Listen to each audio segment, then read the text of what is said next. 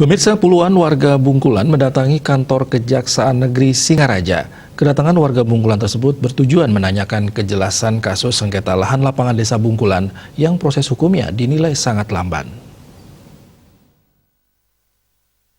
Puluhan warga Bungkulan ini mendatangi kejaksaan sambil membawa spanduk bertuliskan berkas perkara pidana oknum perbekal Bungkulan yang dinilai pulang pergi. Warga menilai berkas perkara oknum perbekal nonaktif Ketut Kusuma Ardana ini tarik ulur, sehingga membuat puluhan warga harus mendatangi kantor Kejaksaan Singaraja.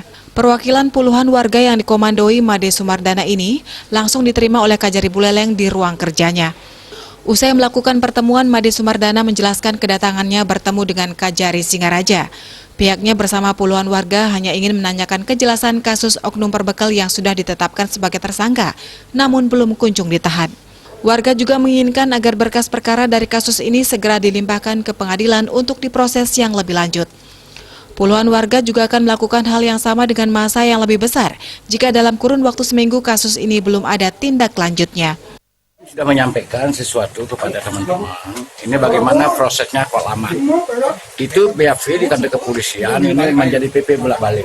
Nah, Pak Kajari menegaskan bahwasanya kami sedang meneliti karena masih ada kekurangan. Nah, kekurangan itulah kami dengan fair meminta apa? Itu aja. Dan ini agar terus dilanjutkan. Satu minggu. Nah, satu minggu. Ya, 1 minggu atau 2 minggu. Banyak lagi. Itu. Sementara itu, Kasih Intelijen Kejaksaan Singaraja mengklaim berkas perkara kasus sengketa tanah lapangan Bungkulan sudah berada di Kejaksaan.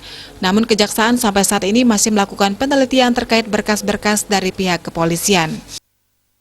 Karena baru kemarin datang, nanti kan ada penelitian ulang lagi oleh petunjuknya. Apakah petunjuk yang kemarin sudah dipenuhi atau belum?